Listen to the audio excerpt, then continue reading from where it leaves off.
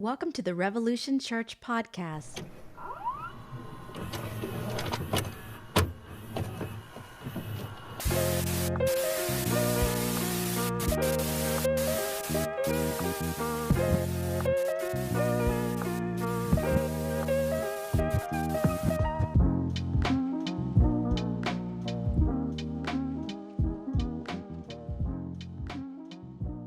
For some reason, it just says, no, Jay. We're not doing that today. Some we've been having to shoot it this way, which I don't like shooting it this way. I've got too much flair back there to be shooting it that way. Anyhow. Welcome to Revolution. Welcome to the Hell Talk. I guess it's October. We might as well talk a little bit about hell. War is hell. Life is hell. And we're going to talk a little bit about that. So, hey, I've been trying to get prepared for the Romans thing on Tuesday night, but I haven't quite figured out the Venmo, how to... Venmo? Is it Venmo? No, Venmo's the money one. Mevo. Zoom is the Zoom. There's the Mevo camera, Venmo, money, Zoom conference talk thing. Quite how to get that out there yet. So, I really want Tuesday night to work, and I don't want to like do the first Roman study and it just be like, boo, no one's there. So maybe we postpone it, or maybe we do like a little introduction here on YouTube, or we could even do it live on Instagram. But I think YouTube would probably be best, just to have it, and then we could put it like in order once we have this, the Zoom set up. And maybe what I could do is just go over the all the boring stuff, all like the historical facts and things like that. Like, oh, it was written in this time, and some people think it was written at this time, and it was written to Rome. I think it's written to Rome, Georgia. Some people say it was written to another Rome. But yeah, so maybe we could do all that. I had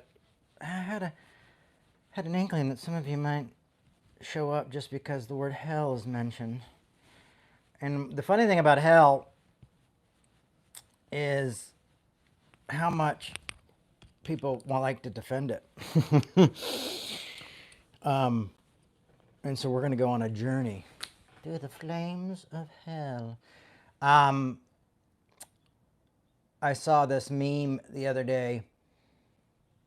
And what's funny is I remember my dad wanted to do this one time when he thought Heritage might do rides, you know, like they might do a theme park type thing, and they wanted to do a scary ride. And it's true. It's like, well, how do we scare people to death? What's terrifying? And this thing, and I said, it's our theology. We'll just use our theology, and that will scare people. I went to a Hell House once in New York, but it was a bunch of art students putting on the Hell House. And I didn't realize it because I went with a news reporter who was writing a story on it, and asked, he was like, hey, I'd like to see your reaction to a Hell House, you know. And it's funny because I had a scene of like people being ironic, you know, because I guess people had already been making fun of Hell House in an ironic way. And so the people who made the real Hell House put in a coffee shop where people were being ironic, basically saying like irony will send you to hell. Much like Dante's Inferno, the founders of Hell House had their people who went to hell. So people who having abortions. I mean, it was awful. It was awful. And I wanted to yell at the people because I didn't realize that they were just, hipsters taking the piss out of actual Hell House. And I was like ready to yell at them because they even did like the Jesus comes out, and then they did like if you'd like to come to the Lord, and I'm like, man, I wonder how many people got saved. Ironically. Didn't even know they got saved, or they got saved by people who were like just trying to be ironic. So there you go. Yeah, what was I gonna say? So it's great because I've got some ideas. We've got some ideas. A little bit of a plan for Revolution. Some of you who joined me for my last Q&A with Jay, I was about to go to an interview, and my interview was, and I was pretty sure I had the job. And my interview was with Target. And they're like, hey, we see your availability here. We see this. And I'm like, oh yeah, there's just one thing. Like I wasn't able to write down in the computer resume thing. You weren't. It's kind of hard to put all the nuances and stuff because it didn't make a place for this. But like, I can only do every other weekend because of my kids. And they go, oh, we're sorry. Yeah, and just shut me down. And like, you're not getting the job. I'm like, wait. And they're like, just during the holiday seasons, we got to have people who are regularly here. And I'm thinking like, okay, you're a corporation. You're like, we just really need that. And I'm like, yeah. I said, well, I've got kids, and during the holiday season, I need more work because I need to be able to pay my bills. And I'd like to give my kids Christmas presents. And they're like, yeah, if no, I'm sorry. That's just not going to work for us. And so I'm been turned down four different places, and so yeah, I got turned down for Target, shut down for Target. So anyway, so I've got more plans for Revolution as long as I'm not working, and I'm bringing hell with me.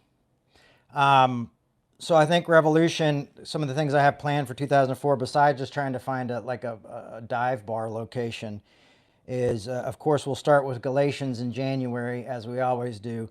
And then I think we're going to follow that up by Tillich's You Are Accepted again. I think that's a worthy talk to go over and analyze.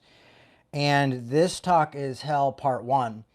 I just purchased like a $75 book on hell.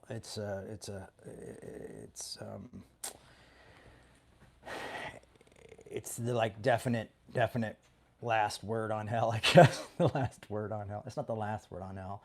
It's a scholarly research on hell and the traditions of hell. And so I just ordered that because I want to do a few of these. And so I figured I would give you what I know so far from my own studies. And so people say, oh, where does Revolution money go? A lot of times, like the books I study are really expensive. Like I got this weird, like this really rare concordance, and it was like $150. It was the most expensive book I've ever purchased. And our computer that we got a brand new computer 2 years ago, and it got smashed. It got literally smashed into bits. So I have a phone. So yeah, so I buy books to study, to talk to you guys about all this wonderful stuff. So more on hell. And of course, we're going to be doing an in-depth study on Romans as well. So we got Romans, we got Galatians, we got hell, we got Tillich, and I'm sure we're going to throw in some Hegel there, some contradiction, and our friend Jesus will show up a lot through all of this, because that's the guy who all this stuff is centered around. So there you go. That would be like the first few months of 2000. The last months, couple months here, and the first few months of 2024. So we've got goals. We know where we're going.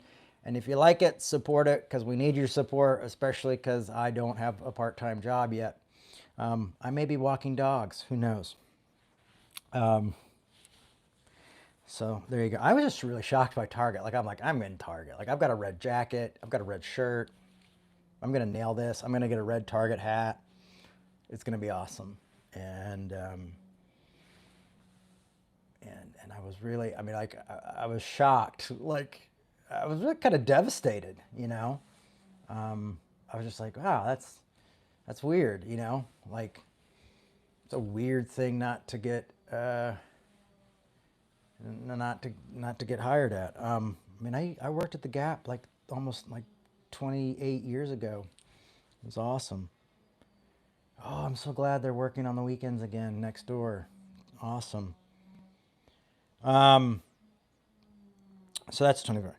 All right, let's talk about the problem with hell. Are you guys ready to talk about the problems with hell? I hope we have, I wonder if we have some hell apologists with us today. Do we have any hell apologists with us today? Show of hands. So one of the first things I wrote, like this just it really came to me, this came to me a few nights ago. I was just like, oh, what are we going to shift into next? And I was like, oh, I want to do something on hell. But I want to really do something extensive on hell. So I contacted Dan McClellan and said, hey Dan, I watched some of your stuff on hell. What's a really good, a good book on hell? He's like, oh, this is a good book. And then I looked it up. I was like, oh my God, for $75, it must be quality. So I was like, all right, I'm in, man. I'm in. And we talked a little bit about it. And he's talked to me a little bit about Romans and Romans 1. Guy's a neat, special fella. I'm going to say that. Like, he's really out to help make the church more honest. And I like that. And so I mentioned it to him. But one of the things I want to say is there's the big contradictions we've accepted, and we've I grew up in the church where people were like,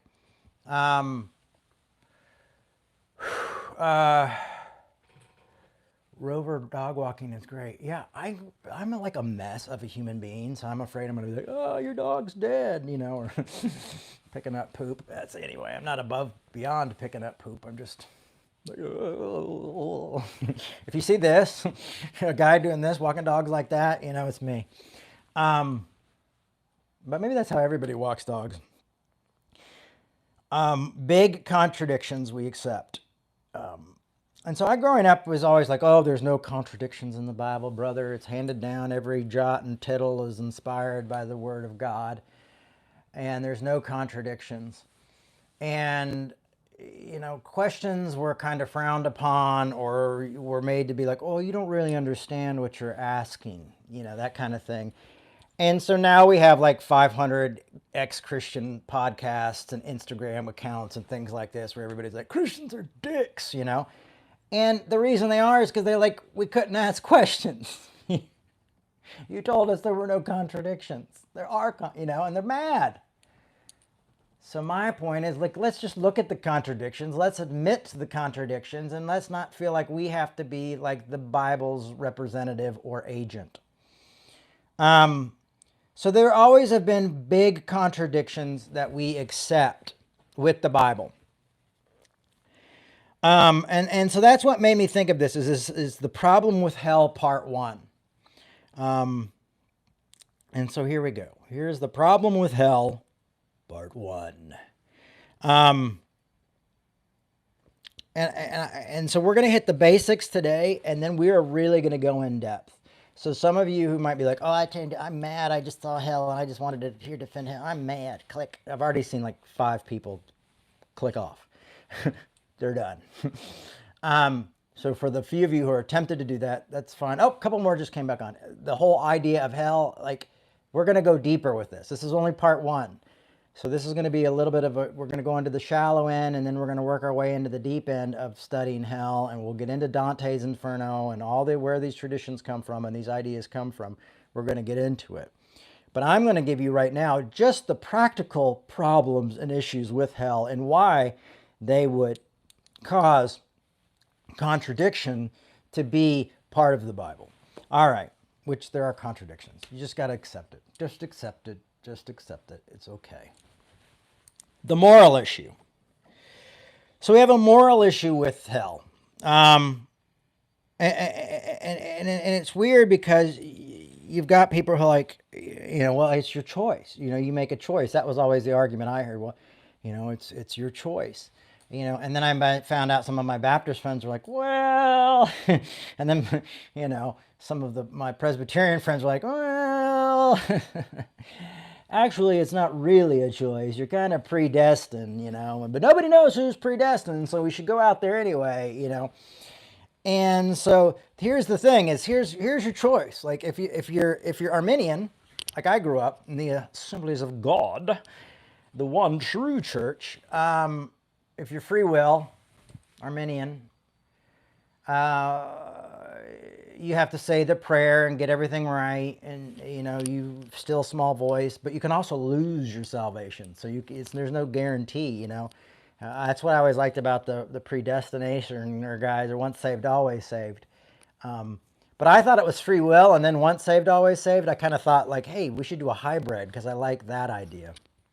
But so you get this free will, and you're told. And so I remember being a little kid, like, what if I like drive? This was my child thoughts, because hell seemed very scary to me, as it would.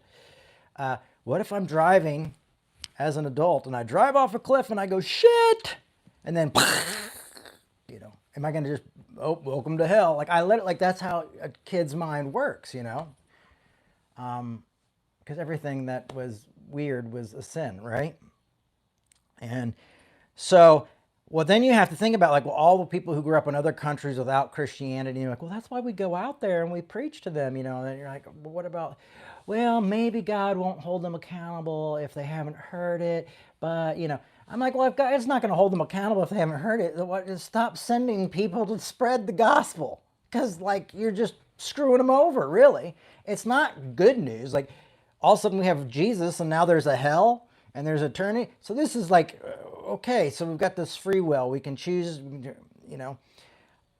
then you've got the Calvinists, who are like, believe that some people were just made for destruction. That there's a whole, like, people were just made to burn. And to me, this is sick and twisted. And honestly, if I had believed that, I would just be like, I must be one of those people who are going to burn, because I cannot grasp, and some of my Calvinist friends will agree with me that I am meant to burn. Because I would be like, that's screwed. That's really horrific. That's horrific. Like, God would be like, I'm making these little ants so I can torture them for eternity. So that's the problem with your theology, folks.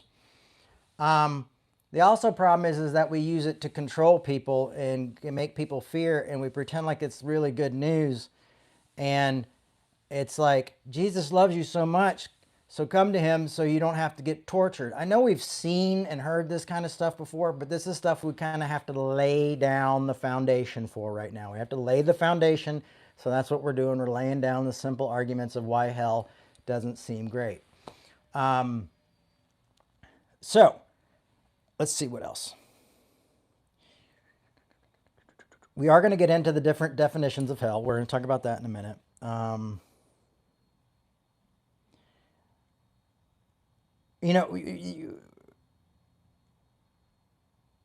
And here's another problem, is theology.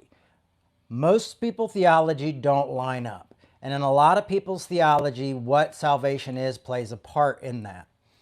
And so, I grew up in the Assemblies of God, and we thought the Baptists weren't going to go to heaven because they didn't speak in tongues. And then the Baptists thought we weren't going to go to heaven because we did speak in tongues.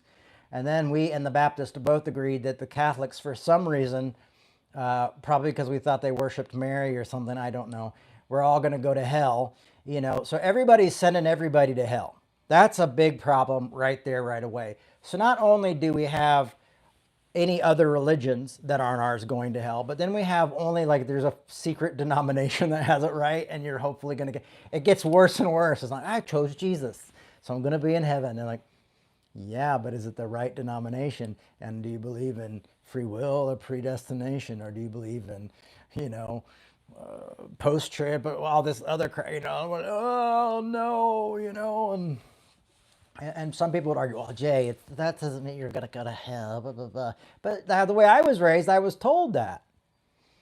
And so it's really used in a perverse way to convince people of something that's wrong. And here's another problem with the fundamentalists, with fundamentalism, is that most fundamentalist preachers don't really understand the Bible and how it was written, don't really understand what the Bible is, that it's a collection of writings, they come from different places, that there's problems with the Bible, that, they don't understand it. And they have a passion for it, but they're not scholars. And, and I'm not a scholar. I've had to study all this scholarly stuff on my own time, That's what revolution has been for me most of my life is doing church and reading. I love to read. I love to study. I'm buying books that college kids have to buy. And man, no wonder these kids are in such debt, you know, $75, $150 for a book. There's one book I really want on Hegel and contradiction. And I have a digital copy of it. And it's really hard for me because of my dyslexia and stuff to focus on digital books. And it just really like that doesn't feel like it sticks with me. And but it's like a $350 book. Like I really want this book, but there's no way I'm going to pay $350 for this book. I mean, maybe if it has the secrets in it. So basically, you got all these different issues and ideas of who's going to hell, who's not going to go to hell. You got all these other religions. I mean, I remember being in New York and thinking like, if I believed in hell, I mean, like everybody in New York is going to hell. Every corner, like this guy has a different God over here where I get my falafels, and this guy over here who runs the bodega has a different God, and this other bodega that I go to guy has a completely, different God, and the guys over at the mail shop have a different God, the coffee shop guys are all hipsters and atheists, so they're all definitely going, you know what I mean? It was just like, and this is the loving God. This is the love that never gives up, never loses faith, always hopeful and endures through. God so loved the world that he sent his only son, not to really completely do it, but to just kind of make it worse and give you a choice. Because Paul says God was being entirely fair when he did not punish those who sinned in former times. So now it's like, oh, here's Jesus, and now you're accountable. Oh, that's good news, I think. Here's another thing. Paul never talks about hell. The Apostle Paul talks about destruction, different things, but Paul never mentions any of the translations we understand as hell. Paul's writings are closer to Christ than any of, like, with the stuff where we hear Jesus talking about hell. And when he talks about hell, he's got 3 different places he's talking about in different areas, different spots. But Paul never talks about it. And the Gospels were written like 40, 50, 75 years after Christ. Paul, you've got like just not that, 10, 20, 30 years out. He's right there in the middle. So I think that's something worth looking at and thinking about. And don't worry about it's not going to send you to hell thinking about that. I mean, that's the thing. It's like, don't question the man of God. It's just, it's become such a huge manipulation tool. It's insane. And we just ignore the contradiction. Somehow we're like, well, our carnal minds can't understand it. That's why you have to have, in Calvinism, you have to have tulip, you have to have totally deprived, because you have to pretend like, well, yeah, we're just so deprived we can't realize how much we're worthy of just being tortured forever. I remember I went on this podcast and it was called the Bad Christian Podcast, but it was run by Calvinists, and I was like, of course. I'm like, because you guys should have a wink, because like being a bad Christian in Calvinism is just like, yep, I'm a bad Christian saved by grace. Like I remember I used to go to this Calvinist church and their sermons on grace were just amazing, just mind-boggling good. And then I realized like, oh, but it's only for this group. It's for the chosen ones and not for this group who are destined, that God made to be like a garbage can, and they're going to burn and torture for eternity. So most people theology, no one agrees on what saved is a lot of the times. People do, but it's very diverse. Remember when we talked about Corinthians 13, 4-7, the 3 things will remain: faith, hope, and love, and the greatest of these are love. Hell, there is no hope. Weeping and gnashing of teeth. There is nothing like that. So we got to look at that. So here was the big question for me, though, being the biblical scholar that I am, is my friend Carlton Pearson, who is in his 70s, he was a mega pastor at one time. Still pretty popular guy. Probably one of the most enlightened people I've ever met in my life.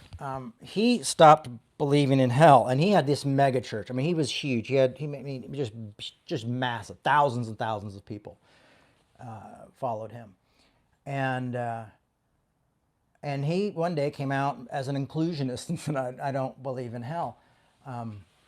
not like Rob Bell was like, love wins. Is there no hell? Well, we're not asking the right questions. You know, Rob never wanted to give the solid answer. But Bishop Carlton Pearson was like, yeah, I don't believe there's a hell. I don't believe what we've made into hell exists. And so, like all good Christians, when someone says something you don't agree with, they sat down and they argued well with him. No, they didn't. They stopped going to his church. His church shrank. He lost most of his people, and he ends up at a speaking gig with me.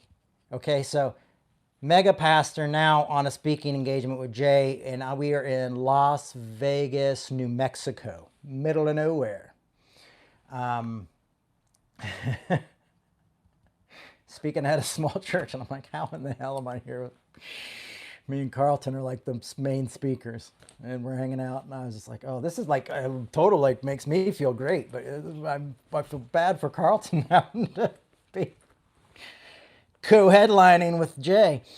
And we're in the car, and we're talking about hell. And I'm still struggling with this concept of like, well, I don't know. I mean, hell seems like a pretty solid thing. It's like there's Jesus, and there's the virgin birth, and the resurrection, there's hell, and these are just some solid things that we're not allowed to argue about. And I said, what about Hitler? And I thought, oh, this has got to be a good one. I said, what about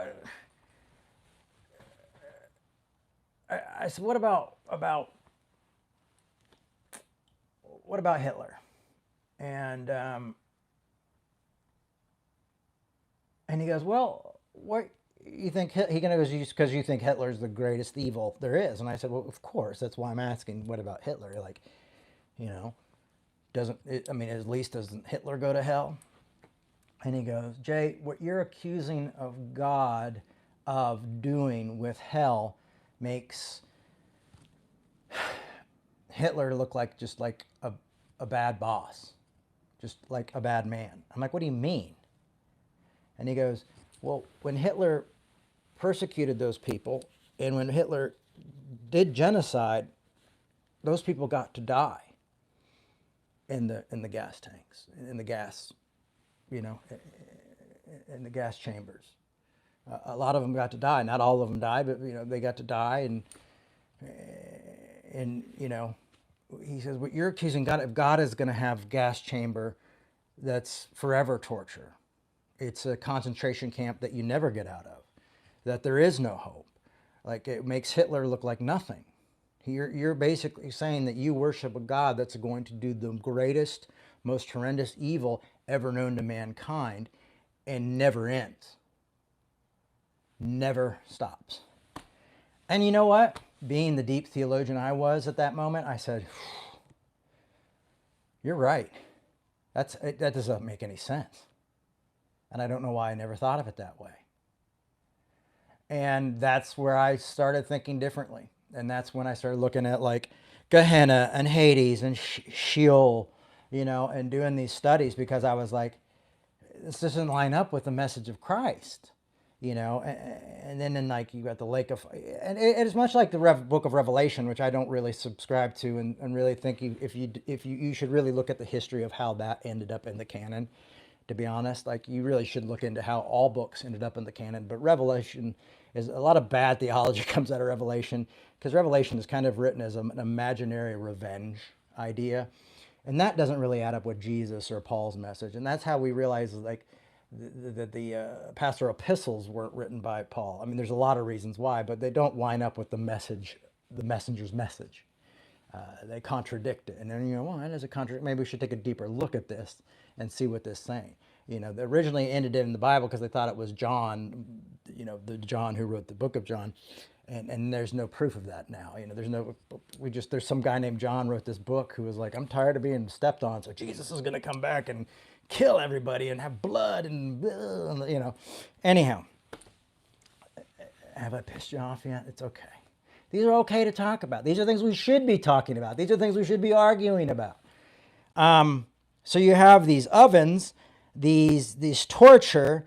You have God create the ultimate height of evil of torturing us beings for eternity. And then you just have us going like, well, I hope my kids accept Jesus as their personal savior. Like you almost start thinking like the only people who really believe this stuff are the street preachers, are the guys who annoy us with the signs who are like, repent, turn from God, yoga pants are sending you to hell. Like maybe those are the only guys who actually really believe it. Because everybody else is being pretty nonchalant about like, oh yeah, you're going to the fire chamber where you'll be tortured for eternity. And when I was growing up there, I was like, think of the worst thing you can think of and think of it 10 times worse than that. I'm like, great. I'm like, have you guys heard of that movie, The Human Centipede? Now that's in my head, and you're telling me there's 10 times worse than the human centipede in hell, you know? But I want you to think about this. I mean, like use your mind to think about it. If we are created in God's image, think about it. And if I'm totally depraved, if this is a totally depraved talk, so be it. Okay, folks, like I don't buy into that theology. It's just not that. I don't buy into that. That's a big theology. I mean, I love Martin Luther, the reformist, but he had a predestination theology. A lot of Lutherans don't, but from what my studies in Luther, it seems like he had some very similarities to some of the beliefs that Calvin had. Some of my Lutheran brothers and sisters could probably correct me, but when I spent some time in seminary, that's what I realized. So it's never ending, and there's no hope. So when it says faith, hope, and love remain, so there is no hope in hell.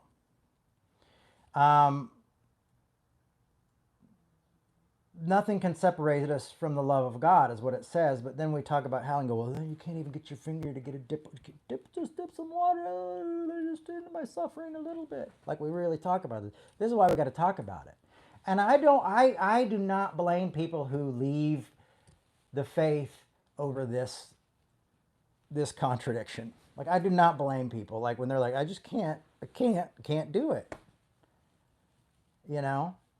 And nobody wants to talk about it, so I'm out because this is awful. Where I'm going to continue to dig a little bit deeper why this is so awful.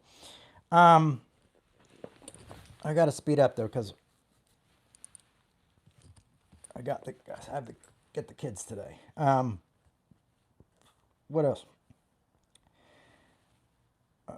Lake of Fire. Lake of Fire is where the devil and his demons go, and that's in Revelation. Like I said, Revelation I think really needs to have its feet put to the fire. I think it needs to be a little bit more tested.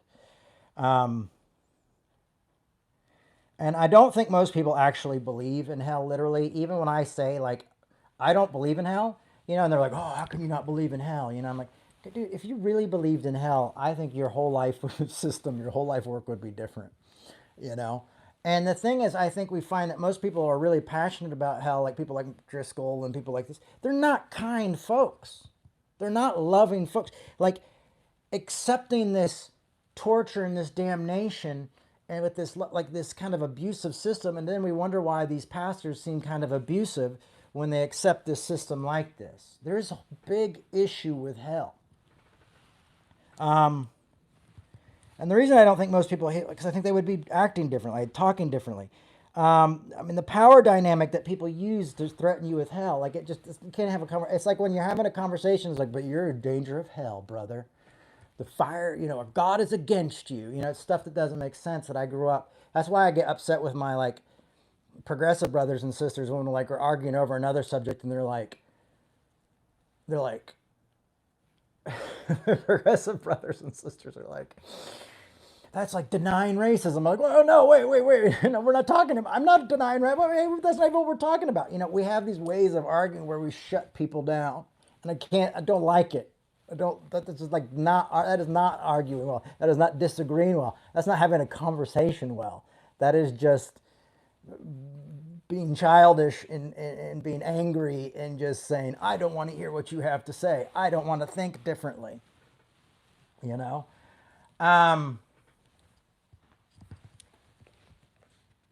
Questions are okay. It's scary. So this is, I want to look at what we're going through right now with the Palestinian and Israel conflict, and look at that. What you see what Hamas came in and did. It was horrible, and they kidnapped people. And then you see what Israel has been doing to Palestine for a very long time, which is really extremely horrible. And then you see the United States like supporting this, and I think that's horrible. I think we need a ceasefire now. People don't. No one deserves to be in war and suffer like that. That's my opinion. But hell would be like having your children kidnapped or your loved ones taken from you, and there's nothing you can do. And then let's say you get to heaven. Oh, I'm in heaven. Hey, oh man, are my kids here? Oh no. I didn't say the right prayer, or they weren't destined. Driscoll was right. Sorry, they're in hell. Oh, really? Oh, it's a bummer. Oh, is this the dinner? This looks great. But I can see I can get them. Oh no. Well, I can't help. Can dip my no? Didn't you remember that dip the finger thing? And you made fun of it when you one of your talks. Oh yeah. You can't even do that. Oh, okay. Well, are they suffering? Oh yeah, they are suffering way more than you can imagine. I mean, it's bad. I mean, they're burning for eternity. Demons are raping them. I mean, it's really bad. Yeah, no, yeah, it's like a fire. It's never ending. But don't worry about after about 2,000, 3,000 years, your time, you kind of start to, you start to you're cool with it. So let's go worship God right now. But can I ask God about? Oh no! You just want to go worship. Oh, thank you, Lord. You're so good. I'm like, well, how is my kids are burning? Why doesn't God go to hell and get my kids? Oh, that's not how it works, Jay. It's justice, and that's a lot of things. We just don't understand God. It's justice. What about grace? What about love? What about hope? And then people are like, oh no, it's just justice. How in that world is that justice for anybody, for any crime, to say your eternal soul will be tortured and burnt forever? Now, the only thing I can think that maybe is good, maybe there's an idea, is that fire in the Babylonian exile was described as something that was purification by fire, or that maybe it's temporal, or maybe it's the soul just disappears, like for us who aren't perfect. Maybe we just poof and we're gone, and maybe only the good is left. Whatever. I don't know. I've heard all the ways, but there is no way that I could worship a God, much less sit in a heaven where my children are burning in eternity. That's why when I've argued with my father about this, I said, it's just like, how is that how is it that you've been so convinced over time that God and serving God is more important than loving your kids and loving your neighbor and loving your enemy? Because I wonder, what do I love when I love my God? And I have to think I have to love others. That's all there is to it, because I can't see God. I can't talk to God. I can talk, hey God, what's up? But there's not much coming back. And I think this is stuff that's worth thinking about. I think we need a reformation, and we need to talk about this. I think it's a shame that there's only 10 people here right now. I think this is the type of thing we should be talking about every Sundays in churches everywhere. Like, we should be asking these questions. You shouldn't be forbidden, and maybe we could be like, oh yeah, maybe that 300-year-old, that 200-year-old, or 500-year-old German guy, who was living in a world, just got it wrong. Maybe he screwed it up, Maybe hell was added in when they wrote the Gospels down, Maybe they thought, hey, this will kind of make it a little bit tighter, tighten things up a little. I don't know. We're going to go into a depth and go in deeper, so I'm not going to guess. But I want to look at so compare God to Hitler at this point. So, anybody who's not a Christian is tortured for eternity. Okay, I got to finish this up. I do have don't worry, I have the definitions of Gehenna, Hades, and Sheol, and we'll get it Sheol for that. I just want to make sure I got everything here. So for me, it would be like the Palestinian-Israel conflict never ending, being in constant war. losing family, never knowing if they're safe. These just complete hideous pictures we see every day. Like that's just what God did because you didn't say the right prayer, or God just was like, you're in and you're out, and you're in and you're out. It's like, if I'm out, just put me out. Don't like torture me for eternity because you just decided that you needed this. And then, you know, Jesus died for whose sins? You know, like his grace was like kind of sufficient. Um, so I mean, like Jesus was just kind of like, you know, like having a really nice bull that you would sacrifice, but like he was like the best bull, but not really that great. Like his grace is good if you know, if you choose it, or good if you're chosen. You know, there you go. Our work. And if you're not, well, it's just, you know, enjoy your life, work out, live as long as you can, because, you know, you think paying bills and being poor and being discriminated against is bad. Oh, no, no, it gets much, much worse, you know. Oh, you feel kind of weird when people are like, sum you up as like, oh, he's just a cis white male that hurts your feelings. Well, you wait. When you get to hell, I mean, it's like a million times worse than that. So good luck with that. You know, but you could join us thing and tithe to us, and you know, don't drink and don't smoke and don't screw and don't go with people who do. I mean, folks, how is this the Beatitudes? How does this have anything to do with feeding the poor and taking care of those who are less than and loving our enemies and making differences in this world? I've always said that, to me, weeping of gnashing of teeth, as I always felt, as like for people who are out of their, but I think we see weeping and gnashing of teeth now because of late stage capitalism. We see all these people who are poor. We see people fighting over their sexualities and over their race and over their religions and over these things, and they're fighting each other, and they're miserable and they're horrible, and there is weeping and there is gnashing of teeth. That type of hell is here now. And that is the type of hell I think we're called to save people from and to help people from, not some magical, mystical afterlife place where people suffer. There's more suffering. We have enough of suffering there is now than there is going to come.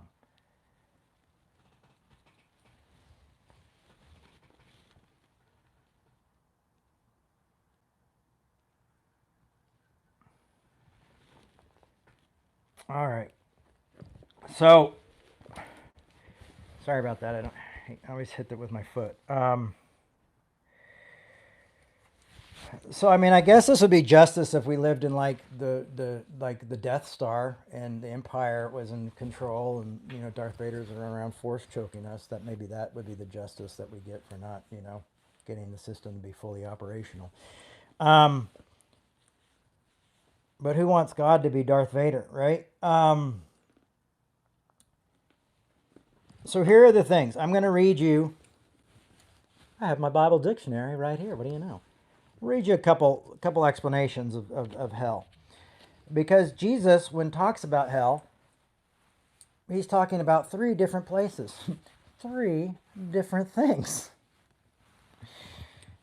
All translated into the word hell, and then added on by all of our tradition and by Dante's Inferno and by all these things, these ideas, and by Revelation's lake of fire and the pit and that stuff. All that's kind of where we get a lot of this stuff from.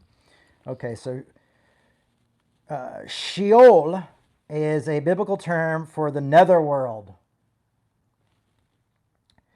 In some sources, particularly poetic and prophetic ones, in Deuteronomy and Amos, the reference is simply of the depths of the earth, the deep depths of the earth, the middle. That's why some people believe hell is in the middle of the earth, and it gets really hot in the middle of the core. I heard one time they were drilling down there. Have you ever heard this, like conservative Christians or evangelicals? And they were drilling down, and they thought they heard screaming. They thought, oh, don't come any further. You know, it's like you hear these stories growing up. Deep, deep depths of earth. More commonly, Sheol is the underworld where the departed spirits go. That's in Proverbs. Some of the biblical texts preserve a distant metaphysical flavor where Sheol is personified as a power that can destroy the living. Okay, so there's Sheol. There's your explanation of Sheol. You got that? Write that down. Put it up on the board. Okay. So not quite, you know, being flogged every day and being in a bad acid trip for eternity. All right. Gehenna is really the big dog. Gehenna is the big dog. But here's Hades, which Hades I would have thought was the big hell dog. You know, I would have thought, oh, it must be Hades. But Hades is one of the ones mentioned. Hades also sounds like a nice vacation spot. Hades. It's from Greek mythology. Now, this is what I love about it, is that it's not even a Christian concept that Jesus is mentioning here when he brings up, when he says hell, and the word of using it Hades. And I think it's used in Luke. It's in Luke, I know. It's in Matthew. It's in Acts, where hell is as Hades. So I love this because it's Greek mythology. It is purely just saying, like, well, it's kind of like this mythology we've heard. Okay? It's kind of like this tradition. It's probably from like these Greek, and these are Jewish Christians at the time. You know, when Jesus was talking, there's, you know, the Gentiles aren't being reached. Do you hear what I'm saying? And he's going, oh, well, you know, those Gentiles that are no good, you know, the Greeks over here. I do like some of their feta cheese. But it's really all Greek to me, you know. The Greeks over here, they have this thing called Hades. And so Jesus is using this other concept from like another religion, another philosophy. So Greek is a mythology, the realm of the dead. The word Hades is used to translate several Hebrew words, including Sheol. Oh my gosh, what? Sheol and Hades have now mixed in Genesis. In the New Testament, written in Greek, the word Hades is also used to refer to the abode of the dead. I'm going to my abode. So where the dead live. A different word, Gehenna, is commonly used in the New Testament to designate a place where sinners will be punished after death. But in one passage, however, Hades is presented as a place of torment. Okay, so now you've got, oh my gosh, someone got their Hades in my Gehenna, and someone put their Gehenna into my Hades. So now we have this word being translated into meaning different things and explained as different things and used as a almost like a metaphor, if you will. Okay, there's Hades. Here we go to Gehenna. Are you guys ready? Now Gehenna also opens up some doors, and this is why I'm really interested in reading my $75 help book. If you're wondering why one would do that for a book, but I really need paper and pages and highlighters and notes, and this is how I think. Hear me out, folks. Hell is worth the question. Hell is worth leaving a church over. Boom. There you go. Hell is worth arguing well over, okay? And so here's Gehenna. Now Gehenna, we're going to end talking about Gehenna because it's a long one. Gehenna, hell or hellfire? Not looking too good for us at this point.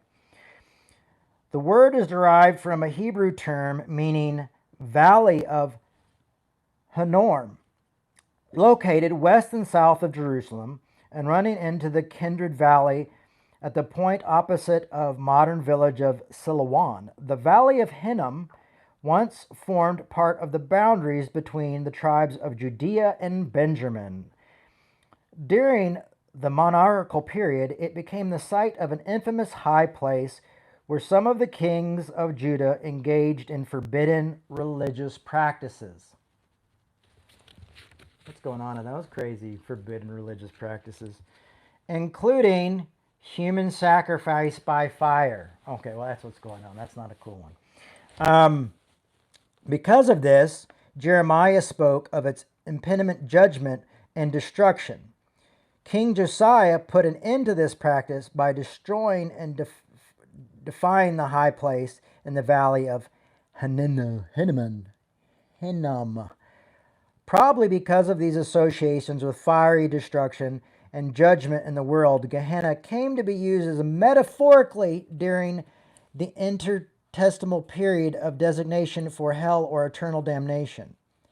So Gehenna became used as a metaphor for hell, is what they're saying. Now, I think we're going to be able to deconstruct this even a little bit more and take this apart a little bit more the more knowledge we get on this, and we're going to share that. And we're going to go through this together, folks. We might even have to turn this into one of those Zoom things, or at least do the last hell, like part 6, 166 hell talk. Zoom, where we all just cry and scream at each other. Which is either so the New Testament word is used only in a way to never in a geographical place name. This is what this author is saying. So I don't know this author, and I don't know if I can trust this author after reading. This book wasn't $75. So sometimes these books have apologists writing in them. So I have to be very weary even from reading from these. As such, Gehenna is to be distinguished from Hades, which is either the above of all the dead in general, or the place where wicked await the final judgment. So this is, where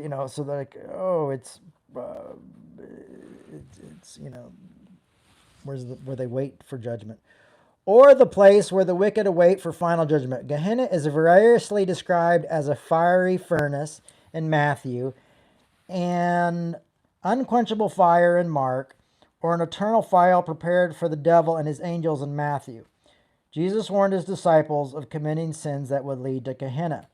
So, there you go. But what does Jesus say, and what is Jesus warning us? So I've picked 3 verses where Gehenna is used, because that seems to be the one that's closest to the argument to what scared me and kept me up at night and kept me praying and worried that every time I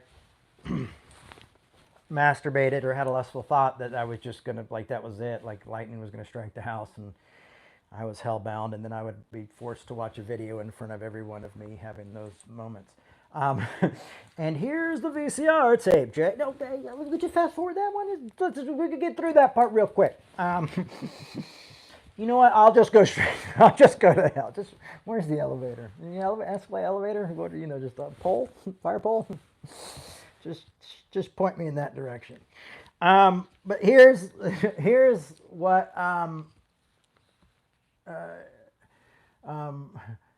Did you pray today? Pray today. Today. Did you pray today?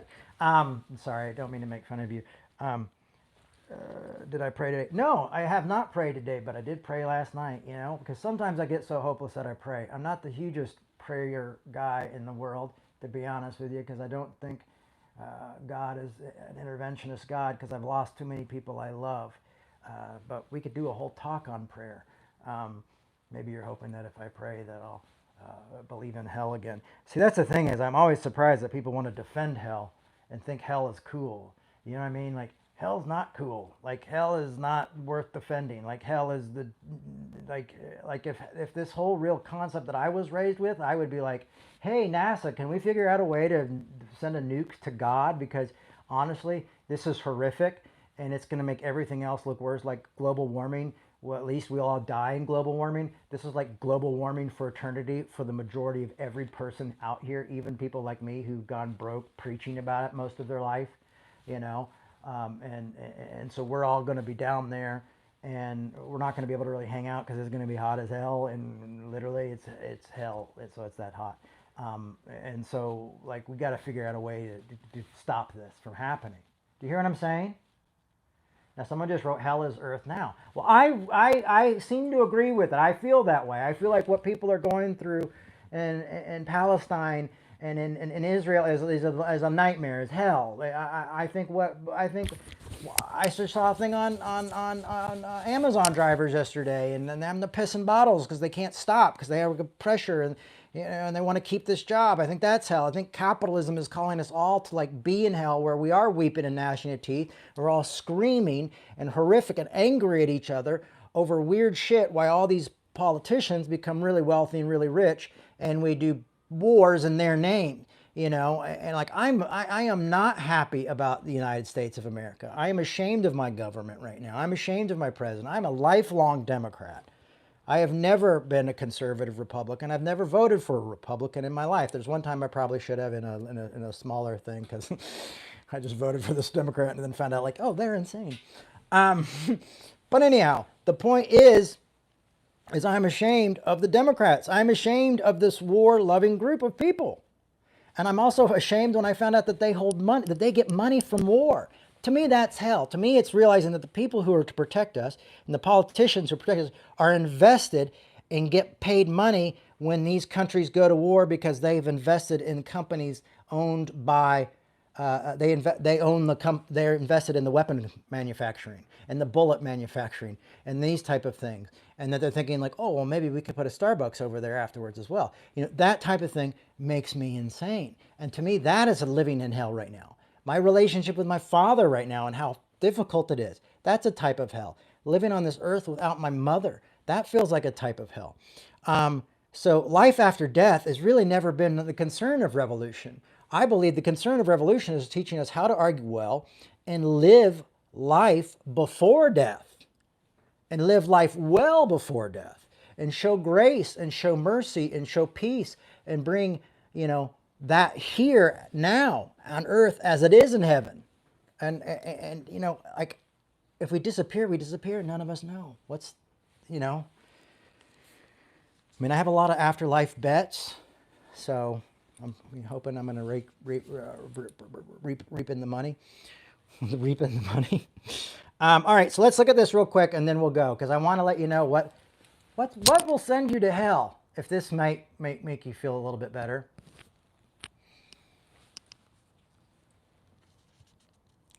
Concerning anger. So I'm sure none of us have gotten angry, especially not here, or on Facebook, or on Twitter, or on Instagram, or at home, or with each other, or with our loved ones. You have heard that it was said, those ancient times, you shall not murder. This one's a tough one, folks. Buckle up.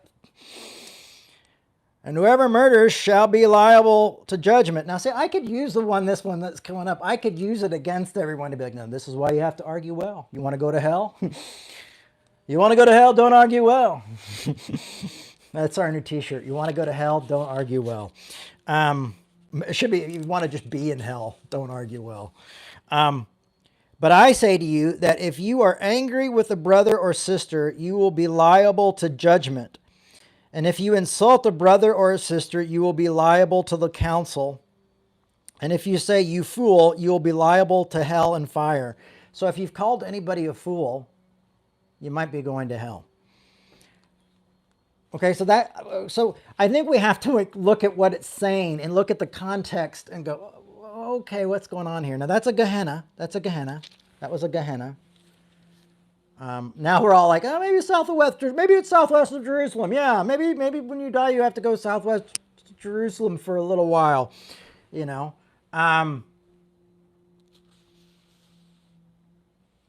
here we go.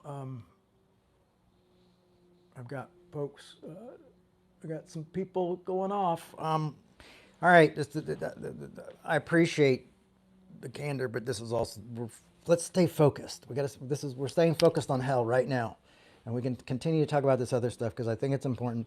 But let's stay focused on the message for just a second. I'm almost done. Okay, folks.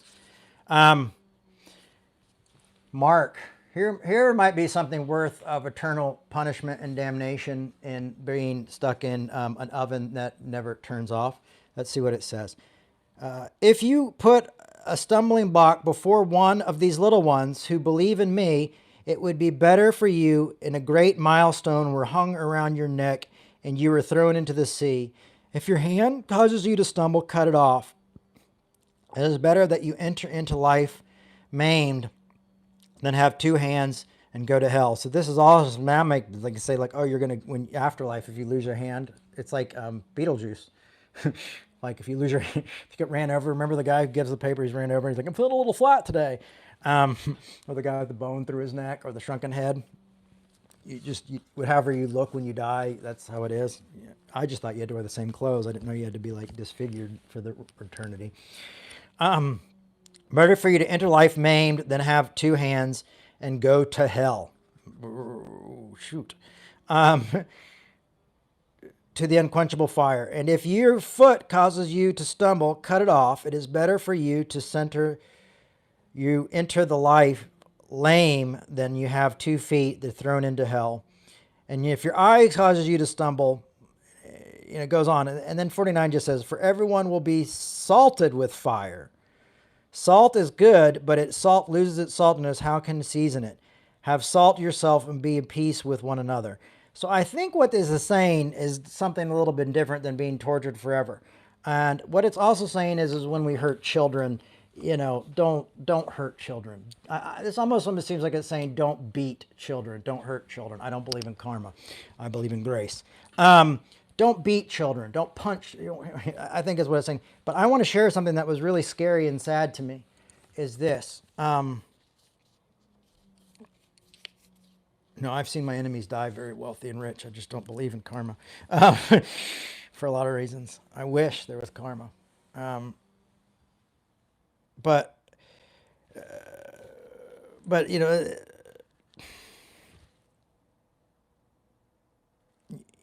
it's saying don't treat children horribly. Don't do that. But one of the things that's really scary is my first wife was working in theology and psychology, and oh man, I wish Marxists were running this world, but they're not. Actually, no, it's late stage capitalism. Sorry, Mr. Camp. It's capitalism in America, and there's like 5 guys who run the country. So enjoy that. I usually ignore you, but that one is so stupid. Sorry, that wasn't even arguing well. That one's just not educated. My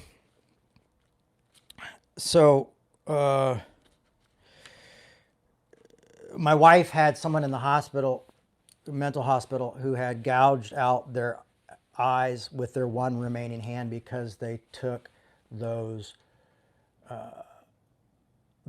sermons so literally. So they thought like his eye caught him to stumble, but he already had cut off his hand because he thought God was doing this. So there you go.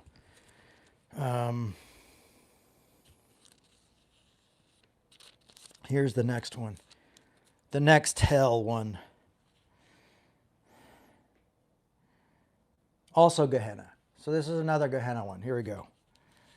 I tell you, friends, do not fear those who kill the body, and after there can do nothing more.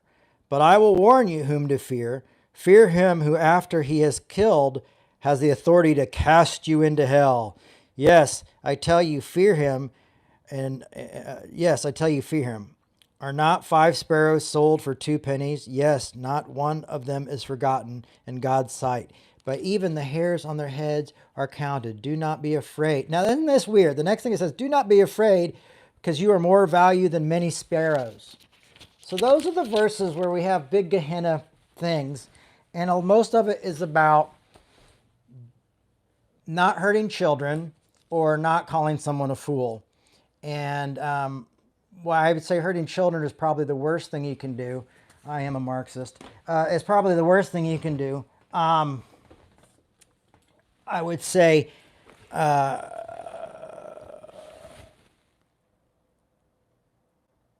still probably a little bit beyond that. Now, here's another verse that I wanted to also hit you guys with. And this is the last one, I promise. I promise this is the last one.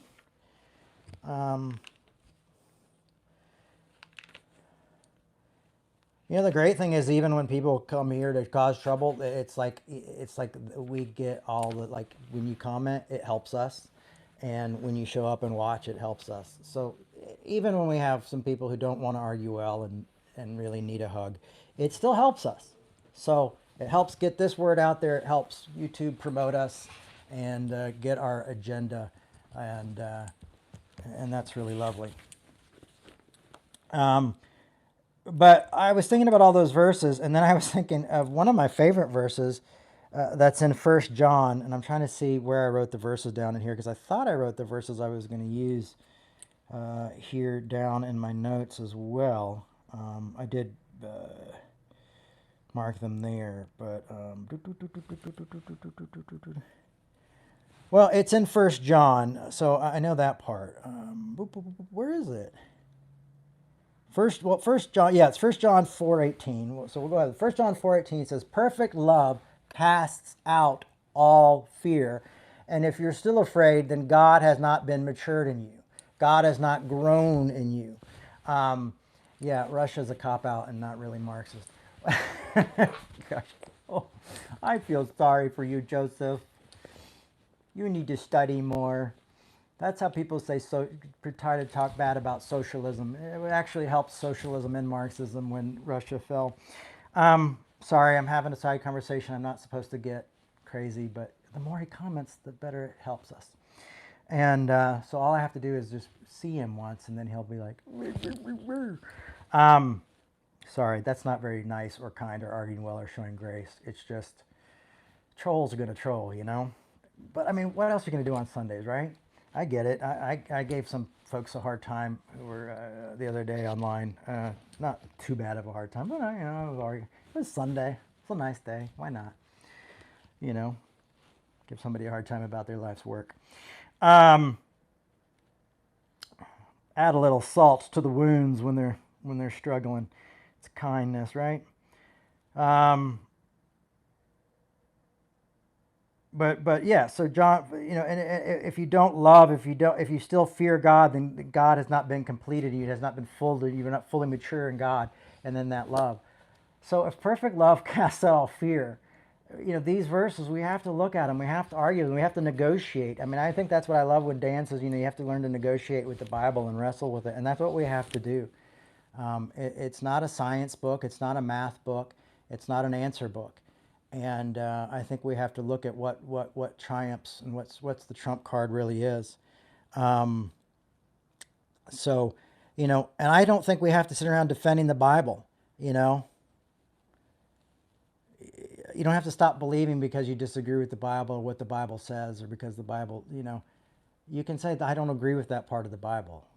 Oh, what he said, what that said there, I don't, it doesn't make sense to me. Or Jesus said this, and this says this, and these add up here, and that doesn't seem to really, I can't believe I'm actually reading that correctly when this says this, so there's a contradiction here, and I'm going to find something above that contradiction, that this can't be eternal damnation. There's got to be something else here. There's got to be another meaning, and we need to take a deeper look.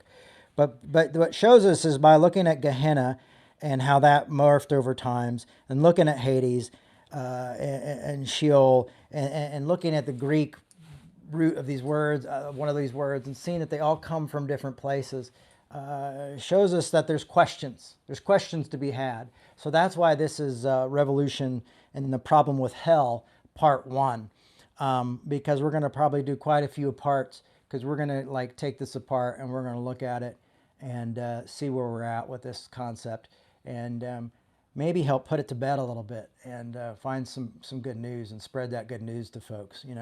If we get it good enough, maybe there'll be a book there, and we'll continue to spread that. But that's what Revolution's here to do, is argue well and re-examine things that we've made into sacred cows, and asking the big questions that we should have been asking a long time ago, and saying, yeah, that doesn't make sense. That's not something that's loving. Any entity that's loving would not do that to anyone or anything, and there's nothing worth. There's no justice there.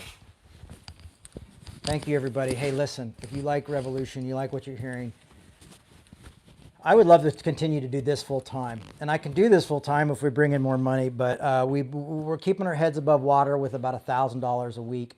My financial folks in New York who do all of our finances said if we could bring in about $2,000 a week, we could make this full time. I could probably be doing this full time. They could also pay me back. Last year I did 6 months for no pay. I just had another job, and I wasn't paid for 6 months because we didn't bring money in. So if you want to do that, and you like what you're hearing, and you want to hear more of this stuff, because this is how the Roman studies are going to go, and we're not going to just talk about deconstruction and saying, oh, the church sucks. No, we're going to be making a difference and doing some really, really great things. And so there you go. Really excited about that stuff. So if you want to support what we're doing, and you get a tax deductible donation. It's the end of the year. Isn't that fun? But we really need to be bringing in about $2,000 a week. So if you've been thinking about giving and haven't give, it would really help if you did. And maybe I dog walk, and we'll continue to do this, and that's fine as well too. I'm going to continue to look for another job, but if we get somewhere, or someone comes along and makes a hefty donation, and we're able to do this full time, then I'm going to be reading those really ridiculously pricey books and continue to bring more of this to you. I believe Romans we will be doing on Tuesday night. I would like to do it this Tuesday night, but it's kind of up in the air, so I don't think it's going to be that great. But I just want to thank all of you too, just by showing up here on YouTube. You're supporting us too. Don't forget to like it and subscribe, because that also helps us. But just your presence here helps support our work and what we're doing. And and when your comments and stuff, that gets put into all the algorithm and stuff, and so it all really helps, good or bad. So thank you all for showing up and doing that, because it really means the world to me, and it shows me how much you believe in what we're doing, even if it's unconsciously. So thank you so much, everybody. You can go to revolutionchurch.com and make a donation. We have Venmo and we have PayPal, and that really, really helps. I'm going a little longer in this one, because I know we really got to make payroll and pay a few bills this month. And I'm still trying to get work, part-time work, and so it really would help if you did make a donation right now. So thank you so much, and gosh, lots of cool things coming next year. I'm excited about it, and I wish I could tell you more, but there's some cool things that I can't really talk about yet, because there's a lot of other people involved. So peace, grace, and see you next week. Thank you.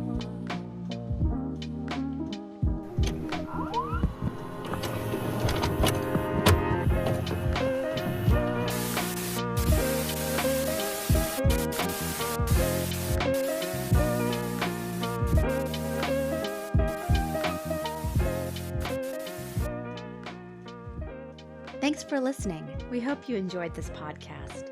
To make your 100% tax-deductible donation today, please visit revolutionchurch.com/donate. You can also learn more by clicking the donate section on the website.